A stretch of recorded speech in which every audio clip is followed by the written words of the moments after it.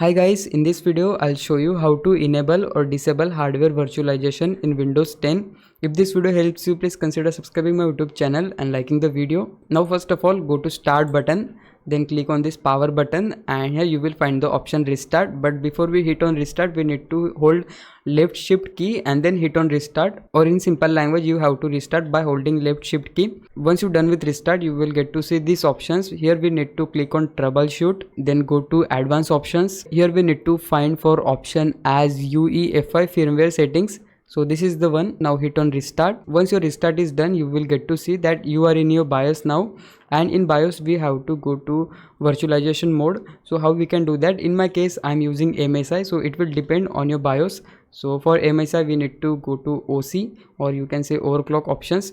After you done that, just scroll a bit now and find for the option for CPU features. So this is the one, and here you can see the option for Intel virtualization tech.